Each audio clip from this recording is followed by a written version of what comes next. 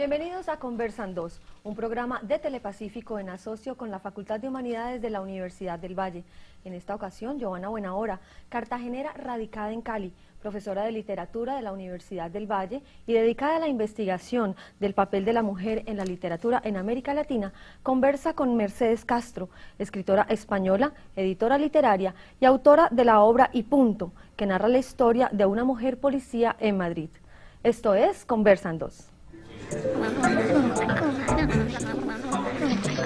Estamos aquí, Conversan 2.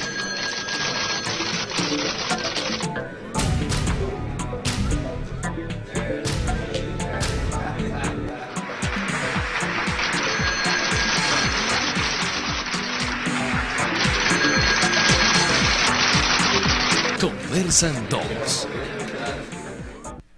En este primer bloque vamos a hablar de las mujeres escritoras en el mundo editorial. Joana y Mercedes, bienvenidas. Gracias. Bueno, Mercedes, primero digamos que eres de Galicia, ¿no? Sí. Que creo que es importante por la diferencia que hay en España. Tú, aparte de escritora, eres editora, que es un trabajo bien difícil, complicado y de mucho tiempo. Y bonito. Y muy bonito. ¿Cómo es ese, como mujer, cómo ha sido ese papel de la mujer en el mundo editorial? Tú me decías que hay muchas mujeres, pero que en cargos medios, entonces cuéntanos cómo es eso. Bueno, es verdad, en el mundo editorial en España, y yo creo que en general, porque yo en las relaciones que he tenido con otras editoriales extranjeras, en la Feria de Frankfurt, por ejemplo, cuando se va, y no sé, aquí la de Guadalajara, porque no he venido nunca, pero hay una gran mayoría de mujeres trabajando en el mundo editorial. Por ejemplo, en España es muy paradigmático, tienen mucha importancia y mucho peso dentro de las negociaciones y dentro de incluso de las tendencias y del apoyo que suponen a los escritores las agentes literarias, y la inmensa mayoría de las agentes literarias que hay en España son mujeres. A mí me hace mucha gracia porque hay muchas mujeres, agentes literarias ya con sus añitos, que tienen unos asistentes estupendos todos. Esa es la parte buena. Esa es la parte buena. Y luego en las editoriales, el panorama editorial, es verdad que hay muchos editores de prestigio, de peso, pues Jorge Arralde, en Anagrama.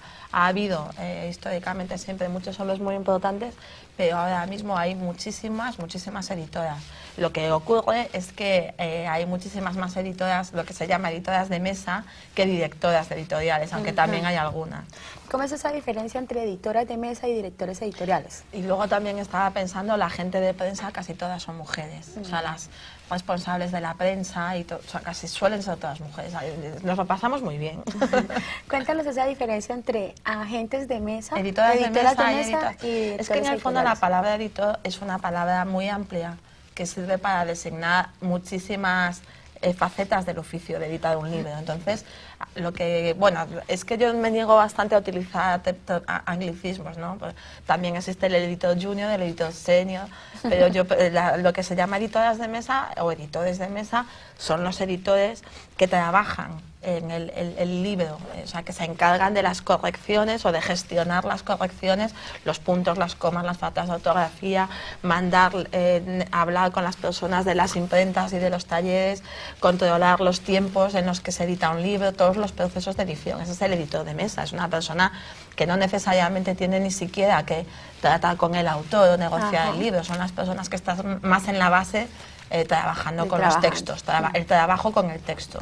Delante del ordenador. Mercedes, ¿cómo es ese paso de ser editora y volverte escritora? Es que tengo un secreto inconfesable. Yo siempre escribí. Bueno. Yo de pequeñita, yo era una niña muy enfermiza, siempre estaba enferma. Entonces aprendí a leer muy pronto y bueno, aunque también he jugado en la calle, he pasado muchísimas tardes de mi vida en casa tosiendo. Y entonces de ahí me viene la afición por la lectura desde muy pequeña, y además con una voracidad, quiero decir, de devorar libros, o sea, y todos los géneros, o sea, yo me levantaba y cogía cualquier libro que estuviera por mi casa sin saber lo que era, casi, ¿no?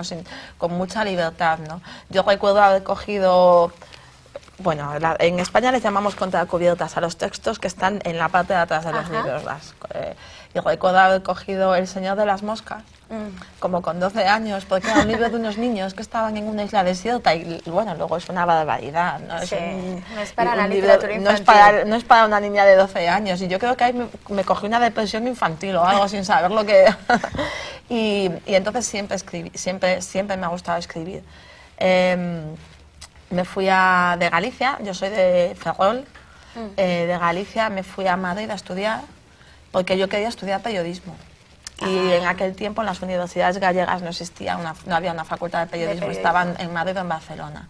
Y cuando llegué, pues hablando con otras estudiantes mayores que te pueden asesorar muy bien, me dijeron, es que si tú lo que quieres hacer es escribir, no tienes necesariamente que estudiar periodismo. Que decir, ser periodista no es escribir, si tú quieres escribir novelas no tienes por qué estudiar periodismo, te puede encantar la carrera, pero en periodismo son muchas más cosas.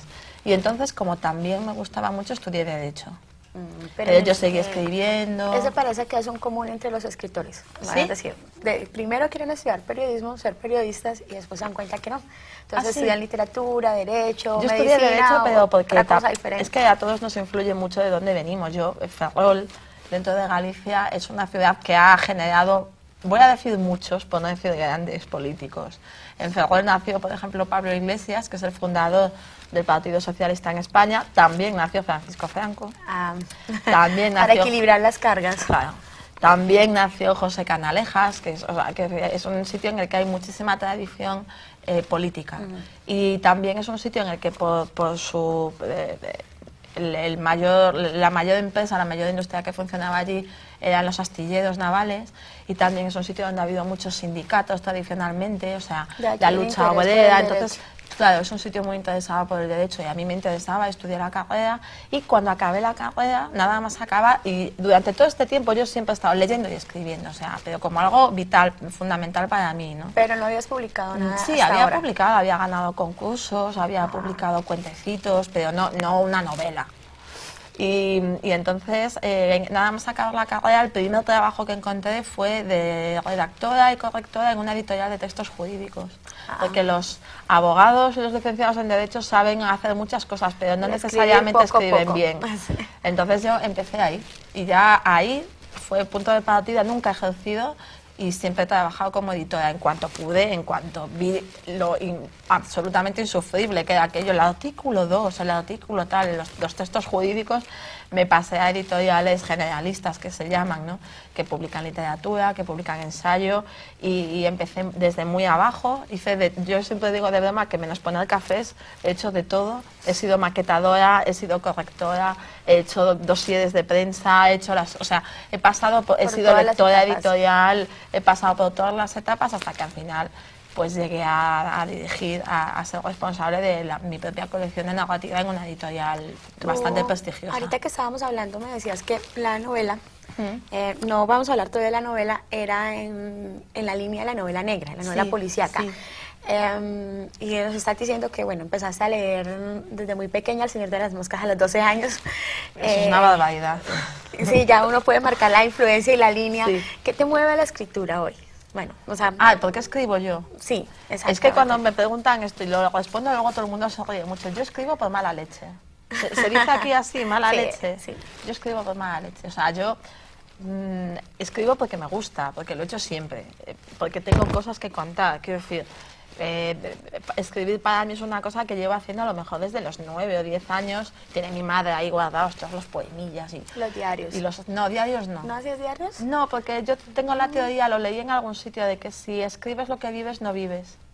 No sé si me vas a explicar. Sí, ese punto contemplativo, un poco narcisista, no, diarios no. Bueno, te lo preguntaba porque usualmente las mujeres... Sí, es un término muy femenino, ¿no? Sí, claro, pero a lo mejor es porque era lo único que se les... O sea, no estaba mal visto, si lo piensas, no estaba mal visto así, pues Jane Austen y tal, que escribieran diarios. A lo mejor si en ese tiempo, en el siglo XVIII, a las mujeres hubieran intentado escribir novelas, seguramente en su familia alguien les hubiera dicho, tú no estás bonita pecando de ambición. Bueno, de hecho las escribían, pero les ponían seudónimos, había que utilizar nombres masculinos. Pero escribir un diario para la mujer nunca ha estado mal visto. Forma parte de una cosa íntima, femenina, e incluso sin pretensiones literarias, ¿no? De la tradición femenina en la escritura. Entonces siempre escribo cuando digo mala leche es una manera muy coloquial de resumirlo, ¿no? Pero yo creo que hablando estos días pasados con otros autores de novela negra, porque suele haber muchos encuentros en España de novela negra, ¿no? Y sí, en la Semana Negra de Gijón hay bastantes encuentros. Ahora próximamente va a haber uno en Madrid, hay otro en Barcelona, y es una cosa, nos juntamos, hacemos muchas mesas redondas y hablamos mucho, ¿no? Y entonces hablaban mucho de la novela policíaca negra como denuncia. Yo creo que, yo lo digo por mi experiencia más como editora que como escritora, creo que la única finalidad de un libro debe de ser el libro en sí mismo. O sea, si tú escribes una novela para hacer una denuncia política de un determinado sistema, estás haciendo un panfleto, no estás haciendo una novela. Y te estás ciñendo a tus personajes a una determinada ideología o a unas determinadas actitudes marcadas por la política o por lo que sea. Sí. Que marcan a los personajes. Yo en España he tenido críticas muy buenas de mi libro, modestamente, y he tenido dos muy malas y muy sangrantes, ¿no? Y las dos de mujeres. Entonces una de ellas venía de un periódico muy de izquierdas en el que una mujer me achacaba a mi personaje y por ende a mí ser muy poco feminista. Y otra crítica era de un periódico muy de derechas en la que una señora crítica muy de derechas me achacaba ser demasiado feminista. Bueno, pero... con el mismo personaje, ¿no? Y es que realmente yo no quería hacer una adalid ni un estandarte del feminismo o del no feminismo. Es un personaje femenino con sus contradicciones. O sea, a mí lo que me interesa es que sea realista. Pero ese es un papel más de los críticos. Claro, y lo digo como investigadora. El libro no tiene por qué decirlo, son cosas que uno encuentra y coloca en la obra, entonces te califican feminista, militante o te pones en el otro extremo. Igual la obra se defiende por sí sola y ya es un asunto de lo que los críticos le ponemos a la novela. Por lo que yo escribo, o sea, a mí lo que me motiva a escribir es siempre una cierta injusticia. Pero que puede ser una cierta injusticia en muchísimos ámbitos, en el ámbito íntimo, privado o en el ámbito social, pero me interesa que quede muy claro que no es un afán de denuncia, o sea, es un afán simplemente de contarlo, pero no escribo para desenmascarar a nadie ni nada. Cuéntanos en esa línea de novela policíaca y novela negra. Sí. Bueno, ¿cuáles son los autores que más te han influenciado y cómo es el papel de las mujeres en esa? ¿Qué tantas mujeres hay escribiendo novela policíaca aquí? Bueno, yo hace unos años, cuando un poquito antes de que saliera la novela, me encargaron un reportaje, esto viene a explicarlo, me encargaron un reportaje sobre novela negra femenina o policíaca, que hay una distinción entre novela negra y policíaca, pero vamos a meterlo todo en el mismo saco, ¿no? Y me preguntaban precisamente por qué había tantas mujeres, querían que solo fuera femenino, y yo hice un cuestionario y se lo mandé a muchísimas autoras de novela negra, a Fred Vargas, a Donna León, a Anne Holt y a todas las españolas que yo conocía. Y una de las preguntas era esa: ¿por qué cree usted o crees tú que hay tantas mujeres escritoras de novela negra o de novela policial, y a qué se debe?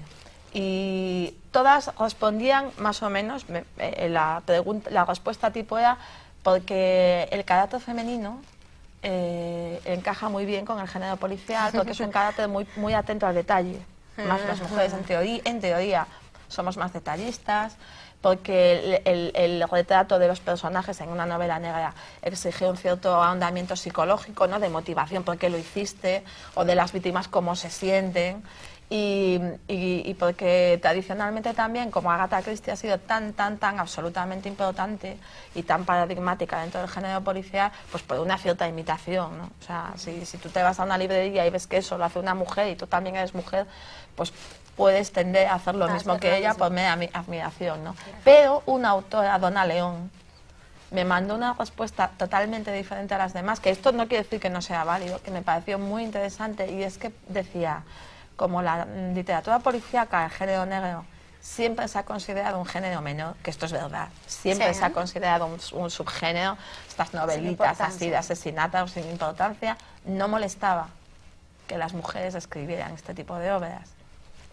Y a lo mejor sí hubiera sido considerado muy pretencioso o no se hubiera tomado muy en serio a una serie de mujeres que hubieran querido escribir otro tipo de literatura, más ambiciosa, más literaria, que yo niego totalmente que el halcón maltés o Adiós muñeca o el largo adiós no sean literatura, pero en aquel momento existía esa distinción y era clarísimo, ¿no?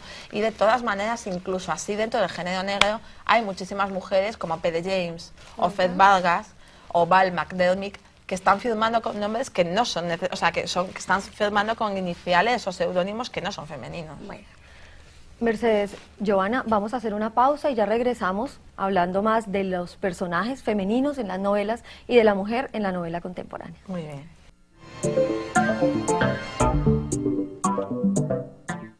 Continuamos en Conversan 2, en esta ocasión con Mercedes Castro, escritora española, y Giovanna Buenahora, profesora de literatura de la Universidad del Valle.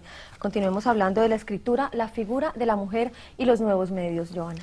Bueno, yo quiero retomar lo que estabas diciendo ahorita, de la doctora, porque creo que es importante lo que decías, o sea, la idea de que cuando las mujeres escriben porque son géneros menores. Entonces puedes hacer novela rosa, puedes hacer cuadros de costumbre, puedes hacer diarios, claro, puedes hacer entonces novela policíaca, porque todo es considerado literatura de cordel, literatura por entregas, y no estás en la gran novela o en el gran libro de poemas. Y esa diferenciación entre la gran literatura y la subliteratura siempre, bueno, se genera muchas discusiones. Entonces, yo siento que lo de la novela policíaca un poco como, bueno, sí, déjenlas escribir, que algo tienen que hacer, pobrecitas ellas, que se expresen. Podría ser lo mismo, estamos diciéndolo ahora con lo de la novela rosa. En América Latina no hay muchas escritoras de novela policíaca ni de novela negra. Y eso, bueno... En España somos poquitas y en el género anglosajón, en Francia, son más. Pero yo tengo que decir que el tema de que el género negro, por ejemplo, se considere menor, es un tema que afecta tanto al gran número de hombres que escriben novela negra como mujeres, ¿no? Y es una lucha. Yo, si tuviera que hacer una afirmación contundente, yo diría que yo solo distingo, en los géneros literarios, solo distingo dos géneros, la literatura buena y la literatura mala. Exactamente. No distingo entre género femenino y género masculino, ni distingo entre, o sea, quiero decir, existe la literatura de géneros como una catalogación, o sea, para que tú cuando llegues a una librería puedas decidir, saber dónde está la mesa de la novela negra o la mesa de la novela romántica o la mesa de la novela histórica, es necesario. Pero lo que no puedo creer y no creo hoy en día, cuando todos los géneros se mezclan tanto y hay tantísimo mestizaje entre géneros, es que una novela pueda ser considerada literaria o no, dependiendo de que obedezca a un género o no. Aunque tradicionalmente las mujeres hemos sabido hacernos fuertes en esa diferencia. Es decir, yo adoro a Jane Austen, la adoro, y es verdad que escribía unas novelitas de amores que hoy en día son consideradas literatura. Bueno, pero esas novelitas de amores, entre comillas, o esas novelitas históricas o esos poemitas, también estuvieron muy mediadas por cómo se editaban y cómo se publicaban, porque ahorita, viéndolo desde el mundo contemporáneo, cuando uno se asoma a esas obras, descubre que no son novelitas. Claro, son, de ahora, pero yo no sé... Bueno, Jane Austen tuvo muchísimo éxito en vida, eso es cierto. Ahora, allí los lectores ingleses... No sé hasta qué punto la consideraban de la misma categoría literaria que Dickens, pongamos por caso, que es incontestable, ¿no? Quiero decir, a lo mejor eso es algo que ha ido ganando con el tiempo. Con el tiempo. En esa misma línea, entonces, bueno, yo creo que lo que tú decías, la literatura es buena o mala, no importa quién la escriba. Hay una diferenciación. O no tendría que importar. Sí, no tendría que importar. La condición de autora. Bueno, tú eres escritora, entonces, ¿cómo es la condición de autora en ese caso? ¿Qué pasa? ¿Qué pasa? Con eso. Pues no sé. Yo es que estoy muy cómoda siendo autora y también he estado muy cómoda siendo editora. Pero tampoco voy a negar que yo no... Bueno, pero vamos, dos días lo discutía con un autor, ¿no? Somos de la misma edad y yo le decía, es que hay, o sea, no es una cosa que tú distingas porque alguien te diga unas frases, ¿no?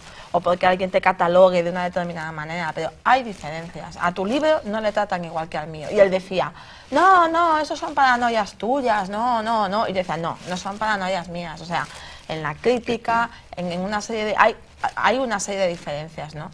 y las notas, y las sigues notando, y sigues notando también un respeto cuando estás en unas mesas redondas. Yo me siento súper respetada, pero yo creo que yo tendría que ser un señor con barba, ¿no? Para que a lo mejor a mi libro se le considerase de una determinada manera, y como vengo así con el tacón puesto, es decir, la imagen que acompaña al libro siendo la mía, creo que le quita un poquito al libro. Pero también hay que decir... Y no debería de ser así. Que hay unos, bueno, que son, digamos que en este tiempo son más vedadas, son más disimuladas esas estrategias. Son totalmente sutiles. Son sutilísimas. Las notas solo tú, y cuando luego lo dices te llaman paranoica. Claro. Pero además porque hay también una idea de la escritora famosa. Bueno, entonces... yo siempre pongo el mismo ejemplo. Esto en entrevistas millones que me han hecho. Mercedes Castro, sí. Su novela es una novela de una mujer, se llama Clara Deza, sí. ¿Es usted mujer? Sí. Clara Deza también es mujer, sí. Es una mujer que va por las calles de Madrid, que está hablando en primera persona, o sea, lo que tú lees son sus pensamientos, y entonces se queja mucho de sus jefes y de su marido y de los hombres, sí. ¿Se podría decir que usted es feminista? Pues mire, sí, pero cuando venga aquí Vargas Llosa, o Gabriel García Márquez, o Muñoz Molina, o cualquiera, le dice, ¿es usted escritor? Sí. ¿Sus protagonistas son masculinos? Sí. A su protagonista que le ha dejado la novia llora, sí. Y dice que malas son las mujeres, sí. ¿Es usted un machista? O sea, esas preguntas que hace poco me decía una escritora de novela erótica, que en España ya no se escribe novela erótica porque todas lo pueden ser, ¿no? Pero una escritora chilena de novela erótica me decía que le preguntaban en una entrevista, ¿usted escribe novela erótica? Sí. ¿Y a sus hijos qué les parece? Claro, es el tipo de entrevistas y de preguntas que no se las hacen a Henry Miller y pregúntale a sus hijos qué les pareció. O sea, quiero decir, esas preguntas no se las harían a un hombre. O por ejemplo, yo recuerdo a una escritora española voluminosa, que hubo críticos que la fueron a criticar, y entonces hablando de lo poco que les había gustado su novela y no sé qué, y al final la acababan llamando gorda. O sea, ¿quién llama gordo o feo o guapo o rubio o lindo a los hombres, ¿no? Quiero decir, o sea, esos cuando tú lo dices, dicen, no, esas son tonterías. No son tonterías, o sea... Mercedes, en ese mismo término de esas discriminaciones vedadas y disimuladas, y estoy de acuerdo contigo exactamente, pero ¿cómo? Estás paranoica, no te preocupes, pero qué protestona es, pero qué quejicas eres, pero venga ya, no hay que ser tan suspicaz, no hay que ser tan suspicaz porque a ti no te han llamado gordo, bonito, o sea, quiero decir, eso luego siempre te lo dicen ellos, ¿no? Tú tienes un blog maravilloso, sí. Es buenísimo, les invito a que lo visiten, tiene unas crónicas maravillosas. ¿Cómo es esa relación de las mujeres con los nuevos medios? Con el ciberespacio, la cibercultura, ¿cómo entras? Yo no diría mujeres, yo diría en general, ¿no? Es una manera de... yo escribo para que me lea la gente de la calle, o sea... Yo escribo para mí, es un acto de egoísmo. Escribe uno, yo por lo menos escribo para mí, yo me lo paso genial escribiendo y sufro también, pero es algo que siempre he necesitado, pero necesitas un lector. Pero lo que suele pasar muchas veces es que hasta que a lo mejor llega una firma de libros o una feria de libros, pasan muchos meses, tú no tienes un contacto directo con el lector. Y el blog te permite ese contacto directo, para bien o para mal, pero te lo permite. Y además, yo por lo menos en el blog, cuando lo escribía, que hace mucho que no lo escribo porque soy mujer, tengo una niña pequeña, tengo un trabajo y tengo que escribir una siguiente novela, ya no doy para más, entonces renuncié al blog. Y además luego los blogs tienen un momento agónico, como que ya parece que no te lee nadie. Entonces yo cuando estaba ahí en todo lo alto dejé el blog y ahora lo volveré a retomar cuando salga la próxima novela, ¿no? Porque el proyecto de ese blog era contar cómo una escritora digería el proceso de publicación y edición de su primera novela. En el momento en que la novela ya estaba en la calle, ya no tenía mucho sentido, porque ese era el punto de partida del blog. A mí me parece que es una manera de entrar en contacto con los sentimientos reales de los lectores. En las respuestas, he leído su novela y me ha encantado. Es una cosa que es muy difícil que te lo digan a la calle, en el blog te lo dicen y te alimenta. Bueno, a mí cuando entré al blog me gustó muchísimo eso que decías. Bueno, que son crónicas para gente de la calle, es decir, tú te sientes no frente a el asunto trascendental y sublime del autor o del gran escritor, sino que es muy cotidiano. Huyo de que, a ver, quiero decir, yo como editora, siempre tenía un speech. Tenía 2 o 3 speech de estos guardados para echarles siempre a los autores en momentos muy concretos, ¿no? Y entonces, porque los autores, por definición, se te sube el humo, el ego y tal. Y decir, no, oye, tú eres como un panadero, tú eres un zapatero, o sea, haces libros como, o sea, es lo que sabes hacer, lo haces bien, no eres mejor que el zapatero, o sea, yo quiero que tu novela esté bien escrita y se lo debes al lector. De la misma manera que cuando tú vas a comprar el pan, te gusta que el pan que tú compras esté bien hecho. Claro. Entonces, es tu obligación y no tienes... Es muy común en un momento determinado, cuando un autor tiene éxito, que el ego se le suba y se le baje el nivel de exigencia. Entonces, bueno, yo como soy un escritor no sé qué, esto está bien escrito. No, bonito, repásalo, atiende a lo que escribes, hazlo lo mejor que puedas, ¿no? Y luego esa impostura no, yo es que soy escritor. La escritora más importante que yo conozco es una señora que tiene 83 años, que se llama Ana María Matute. Oh, es maravillosa, me encanta, los Que niños la tontos. quiero Es maravillosa, muchísimo, Matute. que ha ganado todos los premios, que ha sido un montón de veces candidata al Nobel, y que a mí un día, como editora, yo le pedí una nota biográfica. Digo, oye, María, oye, que te voy a hacer la solapa del libro. Y, a ver, ¿te parece bien que diga Ana María Matute, escritora? Y dice, no, bonita, es así como se llama. No, bonita, a mí me da mucha vergüenza que tú me llames escritora. He escrito de Cervantes, de Shakespeare, yo no soy escritora, yo escribo libros, ¿no? Esa humildad de base me parece muy inteligente y muy loable, pero sobre todo inteligente porque si tú te sientes por ser autor especial o por encima de los demás, vas a caer en la falacia de no estar en la calle y de no prestar atención a lo que pasa en la calle. Y eso es de lo que tú te alimentas. O sea, a mí, vamos a poner ejemplos así, Dan Brown. Si Dan Brown pasado mañana quisiera hacer una novela de costumbres y contar la vida de un cartero, ¿cómo me va a contar a mí Dan Brown la vida de un cartero si no puede ir por la calle andando? Si irá en limusina todo el tiempo. Entonces, es fundamental estar a pie de calle, ser humilde. Porque si yo quiero contar las vidas de la gente y quiero que sean reales y quiero que sean creíbles, tengo que vivir como la gente. No me voy a sentir mejor por ser escritora. Exacto. Mercedes, vamos a hacer una segunda pausa, sí, pero volvamos enseguida a hablar de Clara, el personaje principal de Y Punto. Muy bien.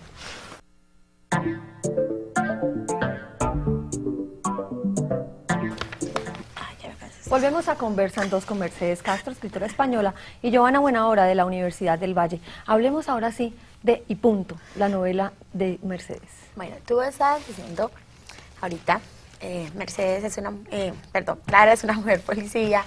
¿Cuál es en la novela, cómo es esa relación de las mujeres con la autoridad? Bueno, yo he intentado que fuera real. Yo, en los años en los que estudié en la facultad, compartía piso. Yo compartí piso con una chica que era policía, que era el primer año que llegaba, ¿no?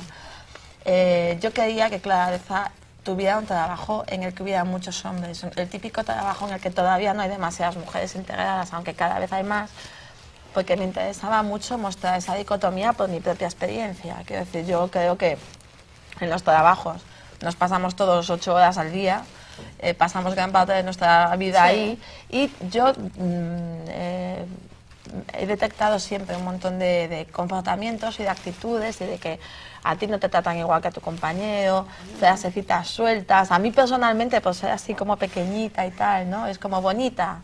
Y digo, oye, a mi compañero que va con corbata no le llamas bonito, que es más tonto que yo además. O sea, ese tipo de... Y me interesaba mucho. Y quería que fuera policía también, porque yo quería que mostrara las diferencias que hay en una ciudad, en una capital tan grande como Madrid, que es una ciudad en la que hay barrios de chabolas, bueno, como en todas, y al mismo tiempo hay una zona muy lujosa y toda esta gente se confluye y se mezcla. Y claro, generalmente la gente que tiene un trabajo, pues yo que sé, que es médico, tiene una consulta, la gente viene, no tiene por qué atender a gente de un extracto social tan diferente. Entonces, o me interesaba que fuera periodista, que se meten en todas partes, o que fuera policía. Y los periodistas, hay muchísimas mujeres periodistas, con lo cual yo buscaba que tuviera un trabajo de moverse en muchos sitios y con muchos hombres, ¿no? Y cuando en la novela hay muchísimas, esto de que escribo por mala leche, en la novela hay muchísimas frases de sus jefes y compañeros, o que me las han dicho a mí o que se las han dicho a amigas mías. Y cuando yo escribí la novela, el día que se publicaba, que fue un 21 de enero, yo mandé a todas mis amigas que me habían contado estas cosas, que hay muchas frasecitas y comportamientos que amigas mías o yo he vivido, les mandé un email que decía por mí y por todas mis compañeras, que es una cosa que en España jugando al escondite los niños lo dicen, sí. Por mí y por todos mis compañeros, y yo se lo mandé por mí y por todas mis compañeras, porque hay muchos pequeños detalles o grandísimos detalles que la gente le pueden parecer que son increíbles, pero han pasado y siguen pasando, porque realmente no llevamos tanto tiempo. O sea, por mucho que lo intentemos todos y por mucho que todos nos creamos que somos iguales, no llevamos tanto tiempo trabajando, no cobramos lo mismo que ellos, y sigue siendo extraño ver a algunas mujeres en determinados oficios, ¿no? Y es algo que hay que decirlo. ¿Por qué el título? Y punto. A ver, dos motivos claros. Uno, porque es una frase que ella repite constantemente en la novela como autoafirmación. Cuando a ella sus compañeros la cuestionan, ella dice, esto es un asesinato. Pues no, no es un asesinato, no sé qué. Ella dice, esto es un asesinato y punto, que es una autoafirmación. Yo digo muchísimos tacos, tendría que decir muchos menos, y ahora con la niña pequeña muchísimos menos todavía, porque yo cuando fui a Madrid, en momentos determinados de un enfrentamiento con quien sea, con compañeros, en el trabajo, o sea, en la ciudad, en una ciudad más grande y más hostil, un taco te sacaba de apuros. O sea, yo como no me puedo ir partiendo la cara con la gente, decir un taco te pone muy en tu sitio, y dices, coño, y ya como que te dejan de cuestionar, y lo que pasa es que ya le queda mejor el y punto. Y luego llevar el y punto al título me parecía muy rompedor para los títulos que eso como editoras estaban haciendo en España. En España ahora mismo los títulos tienen que funcionar de dos maneras. O decir claramente lo que está pasando en la novela. O sea, el enigma de la esmeralda perdida. Ya, bueno, hay un enigma en la esmeralda y está perdida. O sea, ya te lo están diciendo todo, ¿no? O te lo tienen que decir así, o hay unos títulos como muy largos y muy poéticos. De el tiempo de las mujeres que comían cerezas, que no dicen nada, pero que son como muy largos, muy bonitos y muy poéticos. Empalagosos, sí, muy, bueno, más románticos, más. Bueno, no sé, evocadores, ¿no? Que dices, bueno, oye, qué título más bonito, qué evocadores, me la voy a comprar a ver qué cuenta. Y yo quería una cosa cortita y contundente para salirme de toda, bueno, La sombra del viento, todas,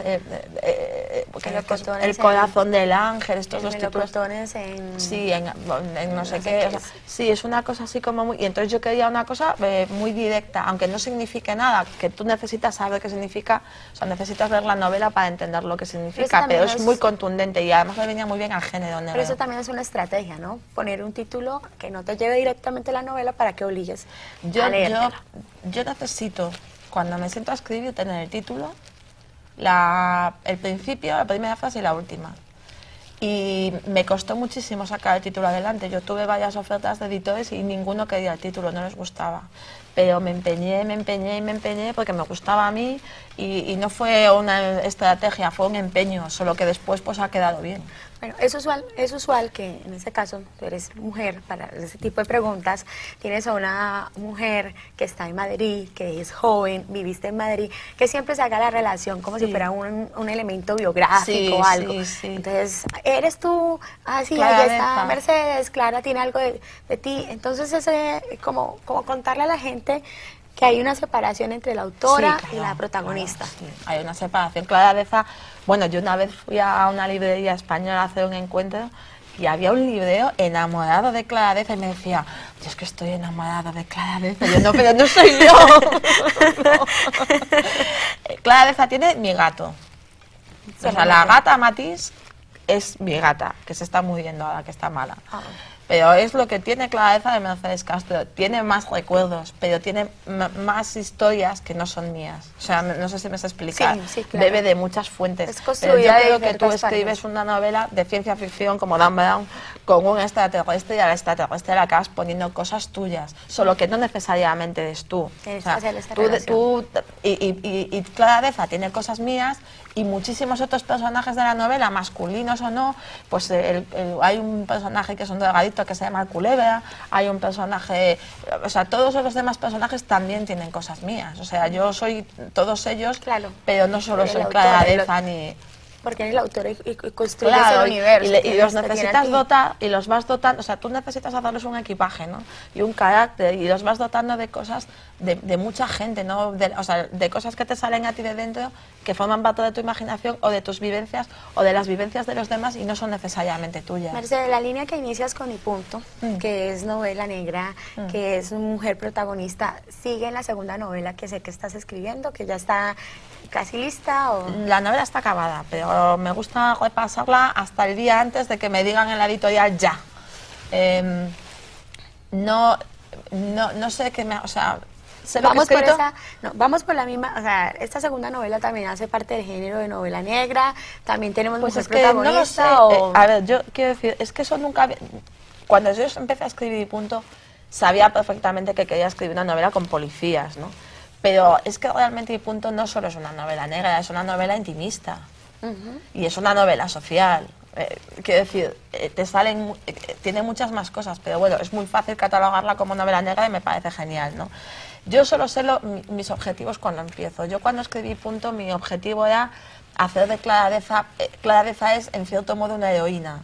Una mujer que va protestando contra todo lo que se encuentra, que pretende impartir justicia como puede, de una manera íntima, pequeña, individual y personal. Y la finalidad de Clara Deza, cuando hay una serie de asesinatos, es llegar al final de la novela y descubrir quién ha sido. Pues como a mí me gusta mucho jugar, y hablaba con un lenguaje muy coloquial, muy avaledillo, porque los policías y los ladrones y hablan así. A mí lo que me gusta es aprender. Y aprender a escribir, intentar escribir mejor. Y yo creo que eso solo se hace afrontando un reto nuevo. Entonces la siguiente novela no está protagonizada por Clara Deza. Y la protagonista, que es una mujer, en la primera página dice: yo me llamo así y mato gente. O sea, es todo lo contrario. Es una asesina que en la primera página se confiesa como tal.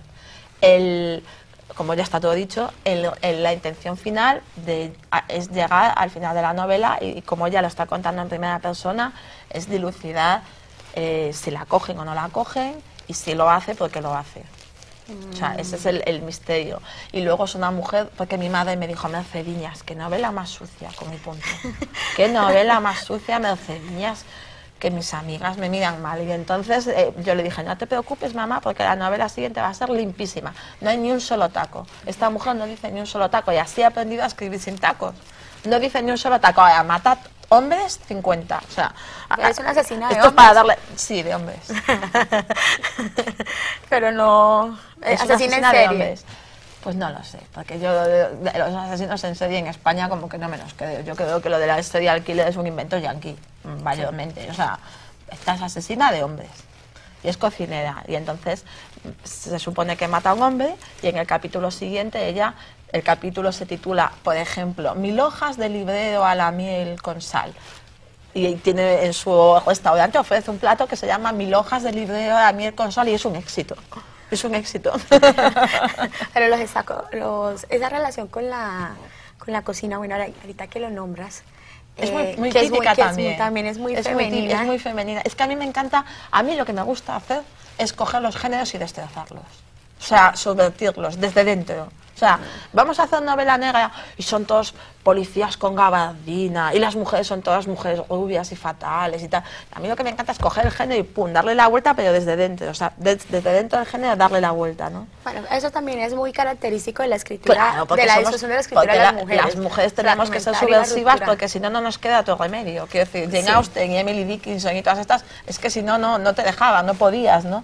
Y entonces nos hemos acostumbrado a esta vuelta sutil, a darle la vuelta a las cosas, pero desde dentro. Entonces yo ahora he cogido una novela que yo creo que puede ser llamada negra, también puede ser llamada gótica, porque ella tiene sus propios fantasmas, y también puede ser llamada gastronómica si tú quieres. Es que a mí siempre me salen como con muchas definiciones, pero de lo que se trata es de meterte dentro y darle la vuelta. Bueno, lo próximo que hago será coger una novela romántica también. Una Bárbara Cartlano sí, con Intellado. A que sería interesante. Sí. Ay, lo tengo que pensar. Y hacerla desde allí. Sí. esa forma de escribir de las mujeres, te lo pregunto, porque hay una discusión sobre si las mujeres tenemos una manera particular de escribir, entonces se habla de la escritura femenina como tal. Entonces tú acabas de decir, bueno, yo entro al género, lo subvierto, lo golpeo, rompo, pero igual estás en el género, o sea, tú Hombre, ¿Sí yo crees estoy que en el hay género, esa? soy mujer, o sea, yo Sí. creo en el género de lo bueno, de la buena literatura y de la mala literatura, yo soy mujer. Yo me he formado leyendo libros de hombres y de mujeres, y me gustan hombres y mujeres autores. Creo que muchas veces hacer de la literatura un fenómeno de géneros femeninos y masculinos, yo además lo puedo decir desde dentro, obedece a un fenómeno de marketing editorial. O sea, el otro día me decían, ¿por qué Stieg Larsson ha vendido millones con Millennium? Y yo le digo, porque las editoriales han gastado millones en hacer de Millennium un género, que muchas veces forma parte, o sea, forma parte de una estrategia de venta o de marcar el carácter femenino del autor, de generar un consumo, porque todo el mundo sabe que hoy en día las mujeres son más lectoras y compradoras de libros que los hombres. Bueno, siempre. Sí, bueno, pero a lo mejor las mujeres leían los libros hace 200 años, pero igual no los compraban, pero hoy en día los compran y los leen, es algo que llama al mercado y que se puede hacer una venta, un fenómeno de marketing de ello, ¿no? Pero a mí, yo creo que el tiempo lo pone todo en su sitio. Y me gustaría saber, dentro de 200 años, dónde estaré yo, que será enterrada, y dónde estarán todas las demás mujeres que escriben, y los hombres, y los que nos han catalogado, ¿no? O sea, yo no puedo negar que creo que hay mujeres que escriben un cierto tipo de libros sabiendo perfectamente lo que hacen, en el sentido de voy a contar esta historia de amor para vender estos millones y me voy a... La utilización del público femenino. Sí, vale, bueno, también los hombres lo hacen y a veces lo quieren hacer o no y lo generan las propias editoriales o no, pero yo... Es una cosa súper utópica lo que voy a decir, pero yo creo que más allá de todo esto hay una cosa que es el autor con el espejo. Tú te miras al espejo y sabes quién eres, y tu espejo son tus libros. Yo escribo porque me gusta y porque no creo que sepa hacer otra cosa, aunque me encantaría escribir mejor, pero no quiero engañar a nadie. O sea, de hecho, por ejemplo, para mí hubiera sido mucho más fácil escribir una segunda parte de Punto, es decir, hacer de mi detective una saga y hablar de Clara Deza como de Poirot o de tal, y para mí hubiera sido muchísimo más fácil, y me he arriesgado y he escrito una cosa totalmente diferente y estoy asustadísima porque puede funcionar o no, pero es lo que yo necesitaba hacer como escritora para crecer como escritora. Vamos a hacer una nueva pausa y regresamos con este conversatorio para hablar de la relación de Mercedes con América Latina y el futuro de la mujer. Vale.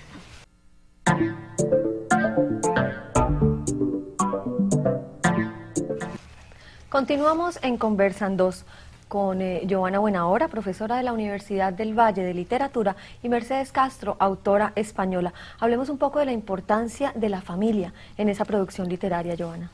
Bueno, Mercedes, siempre cuando, creo que lo has dicho, o sea, que te alimentas de la calle, de lo cotidiano, que te gusta estar de transeúnte normal para poner, pero también hay ese otro espacio que también es muy cotidiano, que es la casa, que es la familia, la mamá, las tías, el primo, el tío del que siempre mal hablan, tu compañero, la niña. ¿Cómo ha alimentado esa Mercedes en el proceso como autora? A mí lo que me ha alimentado en ese sentido es ser gallega, porque los gallegos tenemos una grandísima tradición de narrativa oral. O sea, en Galicia, en esos sitios siempre llueve, y mi abuelo, por ejemplo, era maravilloso contador de historias, mi abuela también, y mi padre lo es. Y entonces cuando uno vive, cuando uno por la noche, los días de cenas familiares, se acaba a las tantas de la mañana, todos alrededor de una mesa, escuchando las historias de mi abuelo, que juraba, mi abuelo gallego, que era carpintero, juraba que había visto la Santa Compaña, que es una procesión de almas en pena. Yo vivo muy cerca, bueno, no es muy cerca, pero está muy cerca de Ferrol, San Andrés de Teixido, que es un santuario, es muy conocido, tiene muchísima tradición y leyendas. El bosque animado de Venceslao Fernández Flórez está a nada de kilómetros de Ferrol, está basado en la Fraga de Leume, Rosalía de Castro, Cunqueiro, con todos estos cuentos de marineros y tal. Bueno, lo de mi abuelo al final eran unos contrabandistas, que sabían que en Galicia éramos todos tan supersticiosos que se vestían de almas en pena, llevaban la droga y el tabaco dentro de un ataúd y se garantizaban que nadie los iba a detener en ningún camino gallego, claro, ni la Guardia Civil ni nadie. Entonces iban ahí, pum. Es decir, esta mezcla, esta fantasía, a mí, o sea, yo se lo debo a mi abuelo Enrique, porque era maravilloso contando historias. Y luego, bueno, o sea, viene de ahí. O sea, yo antes de leer empecé a oír historias. Cuando no sabía leer, oía sus cuentos. Y esto es lo que me ha hecho. Por ejemplo, una señora que me cuidaba, que es como una abuela mía, me contaba historias de un jardín encantado, que era un parque enciclopédico, estos parques enciclopédicos que se hacían en el 19, 20, sí, que eran como con estanques y eran las 5, las 7, los 7 pecados capitales. Ese parque existía, lo hicieron unos indianos, unos emigrantes en un sitio que se llama Betanzos, en una ciudad, vinieron aquí, hicieron una pasta impresionante y cuando volvieron hicieron ese parque. Y luego la guerra civil se destruyó.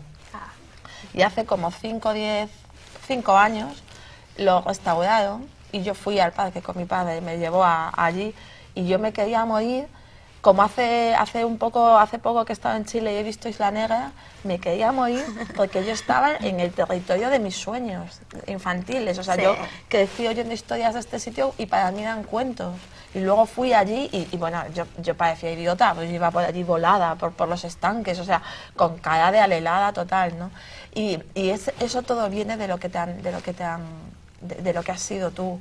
Y mis padres, por ejemplo, no son personas con estudios universitarios, pero siempre han valorado muchísimo la lectura. Mis regalos eran cuentos, bueno, siempre, y eso te hace. Mercedes, la relación con América Latina desde la literatura. Ahorita yo te decía, bueno, en América Latina Roberto Bar y Piglia son como sí, las columnas de la novela negra y todo lo demás queda silenciado porque aquí vivimos en boom, ¿no? Sí. Entonces, siempre hay lo que algunas veces llamamos los juegos pirotécnicos, sin negar la importancia de esos dos, que sí, son grandes autores, son maravillosos.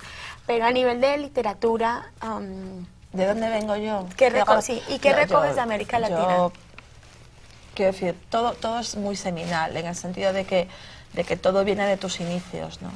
Y yo, para mí, o sea, Cortázar...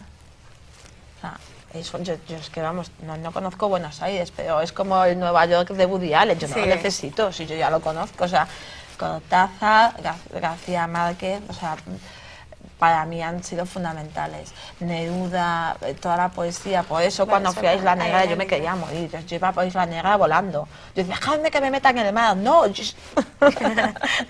no, pero todo eso es lo que te hace. Quiero decir que yo ahora mismo puedo estar leyendo a muchos autores más o menos actuales, pero que tener 15 años y leer 100 años de soledad y tener 16 y leerte los cuentos de Cortázar, Rayuela no me gusta tanto, pero los cuentos sí, y tener 17 y que te escriba un novio, todo en ti fue naufragio y que te mande la canción desesperada, y tal, eso es lo que te hace. Y nosotros estábamos en una literatura en España mucho más gris en el sentido de menos sensorial.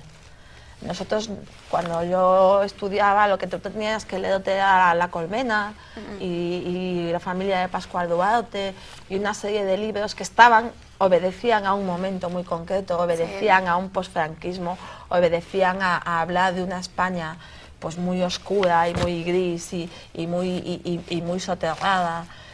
Y entonces, claro, tú te cogías luego 100 años de soledad y era una explosión de luz y de color y decías, por favor, gracias. Y entonces eso nos ha influido mucho para bien y para mal, quiero decir, con todo lo bueno y con todo lo malo que tiene el realismo mágico, del realismo mágico, pero que venimos de ahí, o sea, quiero decir que yo vengo tanto de ahí como de Cela o de poetas españoles, ¿no? Y claro, luego cuando vienes lo entiendes. No sé si me has explicado. Sí. Luego vienes aquí, estás en el avión, miras para abajo y lo entiendes. Yo tuve una bronca, es que hablo con muchos autores y tuve una bronca porque yo decía que a mí Miguel Delibes no me dejaba respirar cuando lo leía porque estaba muy seco, porque es castellano. Y yo te decía, es que yo no puedo con Delibes porque es que necesito beber agua. O sea, claro, tú luego vienes, estás así desde el avión y cuando va a aterrizar dices, ya entiendo a García, lo entiendo todo ya. O sea, solo con ver el paisaje lo entiendes. O sea, no sé explicarlo, pero... Eso que no conoces la costa caribe, que entonces entenderías mucho más a García Márquez. Lo entiendes, o sea, entiendes de dónde viene. Y en el fondo Galicia no es tan distinta porque es, vamos, no tiene este calor, pero es muy, muy exuberante dentro de lo que es España. Bueno, el y paisaje. mujeres. ¿Qué pasa con mujeres? ¿Qué pasa con las mujeres autoras? Bueno, ya estamos claro que Matute está en otro nivel. ¿Qué otras sí, mujeres? Matute. No, yo es que soy... Pues me gusta mucho una autora de novela negra, bueno, Modo Talento hace muchísimo, que no es nada conocida, que se llama Elizabeth Sangsay, con X, Holden, creo. En España la publica Lumen y tiene una novela que luego ha sido adaptada 2 veces al cine, que se llama La pared vacía, por ejemplo. La última adaptación la protagonizó Tilda Swinton, porque hace novela negra, pero muy desde el punto de vista femenino, en el sentido del papel que jugaba la mujer en su sociedad, ¿no? Porque la novela negra, como es una novela de retratar la sociedad, también retrata mucho eso. ¿Qué más a mí es que me gusta, me encanta, me vuelve loca Emilia Pardo Bazán, pero loca, me encanta. Que Emilia Pardo Bazán fue la primera autora, de las primeras autoras que hizo género negro en España, porque ella tiene un relato policial que se llama Una gota de sangre, que es, vamos, claro, como ella era tan cultivada, porque era marquesa, pues ella se fue a Francia y trajo el naturalismo. Es la primera autora que hizo naturalismo en España y también trajo el género policíaco que se estaba empezando a hacer con Poe y con todos estos autores. Y me gusta mucho, y a mí me gustan muchísimas autoras. Lo que pasa es que soy muy mala para el momento de dar el nombre, ¿no? Pero me encantan. Eso no se le pasa. Soy muy lectora, sí. Austen, otra vez, Jane también, Austen. me encanta. Ahora me venía leyendo, o sea, me he traído las cartas de Emily Dickinson. Emily Dickinson, los poemas son maravillosos. Y las cartas también. Sí, no las he Sí. Bueno, Mercedes, quiero darte las gracias. Creo que momentos como esos en que podemos hablar con una autora, además con editora, y que nos cuente sobre la experiencia de los dos ámbitos que están muy relacionados, pero que casi nunca los juntamos ni los vemos allí, es muy importante para el público, es muy importante sobre todo para esa discusión que hay sobre el papel de las mujeres en las letras en general, sin inmiscuir en la literatura. Entonces, gracias, y espero que la tercera novela sea una mujer, o sea, no romántica, novela que sea romántica. Gracias a vosotros. Claro. Bueno, llegamos al final. En esta ocasión conversó Giovanna Buenahora, profesora de literatura de la Universidad del Valle, con Mercedes Castro, editora y autora española.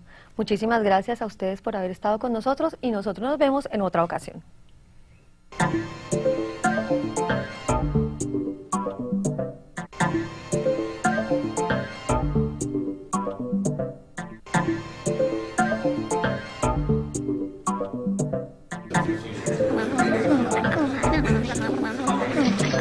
Estamos aquí, Conversan 2.